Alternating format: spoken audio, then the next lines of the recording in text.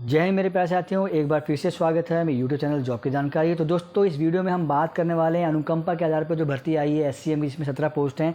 उसमें आपका जो डॉक्यूमेंट वेरिफिकेशन होने वाला है वो कैसे करवाया जाएगा। इससे पहले मैंने वीडियो बनाया था जिसमें इसके फेसेस होते हैं, कैसे कैसे आपको फॉर्म भरना है, कहाँ पर जाके सबमिट करना है, क्या प्रोसेस होगी, कैसे आपका प्री असेसमेंट टेस्ट होगा। वो वीडियो मैंने बना दिया है, आप चाहें तो उस वीडियो को देख सकते हैं। उस वीडियो को लिंक मिल जाएगा आपको डिस्क्रिप्शन बॉक्स में। फिलहाल हम बात करेंगे कि डॉक्यूमेंट वेरिफिकेशन इसका कैसे रहने वाला है। तो मैं आपको बताया था दोस्तों, तो डॉक्यूमेंट वेरिफिकेशन होगा वो कब होगा, वो होगा जब आप PhD और PhD क्वालिफाई कर लेंगे। ठीक है दोस्तों, आपने रनिंग कर लिया, आपका हाइट वेट नाप लिया, तब आपका ये चीज़ कराई जाएगी। और ये डॉक्यूमेंट वेरिफिकेशन होगा दोस्तों, आपने जब जाना है, जाते वक्त आपने इसके ओरिजिनल डॉक्यूमेंट साथ में सेल्फ अटेस्टेड फ़ोटो कॉपीज़ और अपनी पर्सनल जो पासपोर्ट साइज फ़ोटो होती है वो लेके जानी है। और ये जो आपको दिए गए हैं document, Aadhaar card, voter card, PAN card, passport, driving licence, government college school ID, तो इसमें से कोई भी जो डॉक्यूमेंट आपके पास में है वो लेके जाने, क्योंकि वहाँ पे आपको दिखाना होगा कि हाँ भी ये मैं ही हूँ, इसलिए ये आपका ID वेरिफिकेशन भी वहाँ पे कराया जाएगा। तो ये चीज़ हो गई। अब डॉक्यूमेंट क्या क्या चाहिए होंगे आपको उस समय, वो जो है इंपॉर्टेंट चीज़ रहती है, क्योंकि जब आप फॉर्म भरेंगे तब भी आपको उसके साथ में वो डॉक्यूमेंट लगाने होंगे। तो देखिए, ये नोटिफिकेशन जब इसको स्क्रॉल डाउन करेंगे तो पहला तो यहाँ पे दिया गया एनेक्सर A। एक तो ये फॉर्म आपको जो प्रिंट आउट निकालना है, इस फॉर्म को आपको भर देना है, अच्छे से अच्छी राइटिंग में भरना है। फॉर्म भरने के बाद दोस्तों नीचे जब आप आएंगे तो पार्ट B दिया गया, ये पार्ट B आपने नहीं भरना है। ये कौन भरेगा? ये भरेगा to be filled by office in which employment is proposed. तो ये हमारा ऑफिस जो है भर देगा। उसके बाद नीचे आपने आना दोस्तों, नीचे आने के बाद में अपेंडिक्स A मिलेगा, जहाँ पे आपको मिलेगा documentation required to be submitted by government candidate for processing compassionate appointment. ठीक है, तो ये डॉक्यूमेंट की लंबी चौड़ी लिस्ट दे रखी है, ये डॉक्यूमेंट आपको देने होंगे। तो घबराना नहीं है, मैं अभी आपको एक्सप्लेन कर देता हूँ सिंपल शब्दों में, ताकि आपको कोई भी डाउट नहीं होगा। सबसे पहला डॉक्यूमेंट दोस्तों क्या बताया गया है, वो बताया गया है application form in prefilled proforma part A। तो पार्ट A कौन सा है दोस्तों? ये वाला पार्ट A। पार्ट B हो गया, पार्ट A ये वाला दोस्तों, एक ये पेज हो गया और नीचे जाएंगे तो ये दूसरा पेज होगा। ठीक है, इसको आपने निकालना है, बढ़िया से फॉर्म को भर देना है। इसके साथ में दोस्तों देखिए, आपने एक एप्लीकेशन भी लिख के देनी है। ठीक है, और क्या लिखना है उसमें देखिए, return application for which post the candidate want to get him enlisted in CRPF on compensate ground. तो एक तो आपका पार्ट A का फॉर्म होगा और एक आपने रिटर्न एप्लीकेशन भी साथ में दे देनी है, और दोनों को नथी करना है, डॉक्यूमेंट लगाने और यूनिट ऑफिस में जाकर के दे देना है। यूनिट ऑफिस कौन सा देना है? जहाँ पे आपके पिताजी माताजी लास्ट सर्व थे, जो उनकी लास्ट प्लेस ऑफ पोस्टिंग थी, वहाँ जाके आपने देना है। ठीक है, थर्ड नंबर पे आते हैं।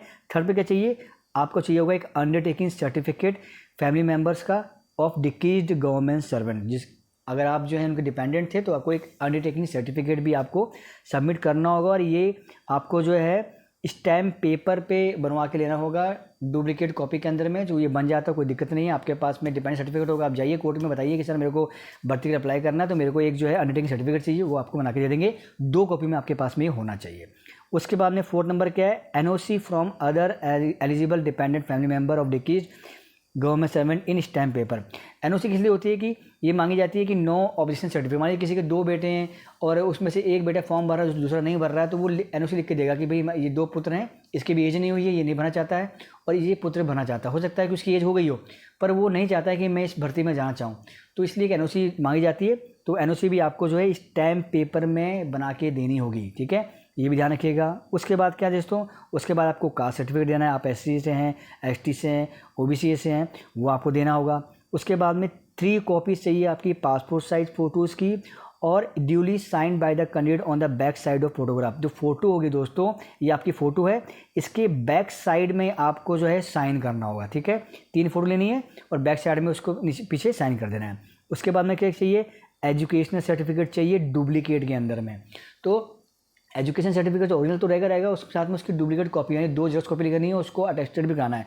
अब एजुकेशन सर्टिफिकेट में क्या क्या हो सकता है? आपका 10th का मार्कशीट हो सकती है, 12th की हो सकती है, आपने कोई कोर्स किया हुआ है, आप ग्रेजुएट हैं, पोस्ट ग्रेजुएट हैं, जो भी आपके पास सर्टिफिकेट है वो आपने जो है सब के सब नथी कर देना है। उसके बाद में क्या है? Certificate in support of proof of candidate date of birth in duplicate. आपकी डेट ऑफ बर्थ जहाँ पे शो हो रही हो, आधार कार्ड हो सकता है आपका, आपकी 10th की मार्कशीट हो सकती है, आपका डेट ऑफ बर्थ हो सकता है। जो भी डॉक्यूमेंट्स है उसकी 2 कॉपी निकालिएगा, वो भी आप जो अटैच कर दीजिएगा। उसके बाद डोमिसाइल सर्टिफिकेट चाहिए होगा, जो कि तहसीलदार या कंप्यूटर अथॉरिटी बनाता है वो भी डुप्लीकेट में चाहिए। उसके बाद में मूवेबल और immovable property detail certificate issued by tehsildar duplicate. अब मूवेबल और इमूवेबल प्रॉपर्टी क्या होती है? देखिए मूवेबल प्रॉपर्टी क्या होगी, जैसे कि मान लीजिए आपके पास कोई गहना होगा, आपके घर में गहना पड़ा होगा, कैश पड़ा होगा, तो उसका डिटेल हो जाएगी। और इमूवेबल प्रॉपर्टी क्या हो गई? ज़मीन हो गई, आपका कोई फ्लैट होगा, कोई घर होगा, तो उसकी डिटेल जो होती है बनवानी है तहसील में जा कर के, और वो सर्टिफिकेट आपको दे देंगे। जाके बोलना सर मुझे जो है मैंने भर्ती अप्लाई किया है, मुझे मूवेबल और इमूवेबल प्रॉपर्टी की एक सर्टिफिकेट चाहिए, वो आपको बना के दे देंगे। ठीक है, उसके बाद में क्या चाहिए? उसके बाद चाहिए आपको डिपेंडेंस सर्टिफिकेट। और ये डिपेंडेंस सर्टिफिकेट कब चाहिए? जब आपके जो डिपेंडेंट थे, जो आपके माताजी से, पिताजी से, जिनकी डेथ हो चुकी है, जो शहीद हो चुके हैं, उस समय का आपका जो है चाहिए कि हाँ भाई उस समय जब इनके जो शहीद हुए थे तो उस समय ये जो है फलाना सिंह जो है उनका डिपेंडेंट था, ये एज ए प्रूफ चाहिए होता है डुप्लीकेट कॉपी के अंदर में। ठीक है, उसके बाद में आपको जो एक कैरेक्टर सर्टिफिकेट चाहिए होगा डुप्लीकेट कॉपी में, डेथ सर्टिफिकेट चाहिए होगा। आपके पिताजी माताजी जो शहीद हुए हैं या किसी कारण उनकी डेथ हो गई है, उनका आपको डेथ सर्टिफिकेट चाहिए होगा। एफिडेविट चाहिए होगा marital status of applicant if married, date of marriage भी मेंशन। मान लीजिए आपकी शादी हो गई है, तब भी आपको जो है दिखाना होगा कि एक सर्टिफिकेट दे करके कि भाई मेरी एट प्रेजेंट मेरी अब शादी हो चुकी है। उसके बाद में डिटेल्स ऑफ फैमिली मेंबर जो डिपेंडेंट है, भाई एक तो किसी का तो एक ही बेटा होगा, किसी को हो सकता है कि दो बेटे हों, बहनें हों, तो उन सब का एक जो है आपको डिटेल बना करके प्रोड्यूस करनी होगी, सर ये जो है मेरा जो है डिपेंडेंट्स है मेरे फैमिली मेम्बर्स के। उसके बाद में डिटेल्स ऑफ लाइबिलिटी क्या? मान लीजिए कि किसी के माता पिता से वो चले गए हैं, लेकिन उनके ऊपर में लाइबिलिटी क्या रह गई है? एक एजुकेशन की लाइबिलिटी है, बच्चे की शादी की लाइबिलिटी है, कोई लोन ले रखा था उसकी लाइबिलिटी, कोई भी ऐसी कोई भी लाइबिलिटी, यानी कि कोई कर्ज लिया हुआ है, कोई अभी उनकी जिम्मेदारी पूरी नहीं हुई थी, घर बनाना बाकी था, ये सब चीज़ें भी जो है आपको लिख करके एक सर्टिफिकेट बना करके देनी होगी। उसके बाद में 70 नंबर कॉलम क्या है? Whether any member of family is suffering from serious disease. अब मान लीजिए कि आप फॉर्म भरने गए हैं, लेकिन हो सकता है कि आपके जो है छोटे भाई या आपके जो हैं माताजी या फिर आपके जो है बहन जो है किसी बीमारी से पीड़ित हों, तो उसके लिए भी आपको एक मेडिकल डॉक्यूमेंट जो है डॉक्टर से बनवा के लेके जाना होगा। अगर वो नहीं है तो कोई दिक्कत नहीं है, उसकी ज़रूरत नहीं पड़ेगी। उसके बाद में लास्ट क्या है? Reason of belated request for compensate appointment if applied after 5 years from the date of death, invalid out of government servant, and how the family sustain their livelihood. अब ये जो कॉलम है दोस्तों, इसको बताता हूँ मैं आपको। इसमें क्या मांगा गया है? इसमें मांगा गया है कि मान लीजिए किसी के माता पिताजी शहीद हो गए और 5 साल तक उसने कोई फॉर्म नहीं भरा, तो क्या रीज़न था आपने फॉर्म नहीं भरा? एक रीज़न तो ये बताना पड़ेगा। उसके बाद में जो आपने 5 साल फॉर्म नहीं भरा और अभी तक आप वेट कर रहे थे, तो तब तक आपने कैसे अपनी फैमिली को सस्टेन किया, यानी कि कैसे आपने आजीविका जो है अपनी निभाई है। तो आप बता सकते हैं कि सर मेरी एज नहीं हुई थी, पहला तो ये हो सकता है, या फिर आपका एजुकेशन नहीं हो पाया था, ये हो सकता है।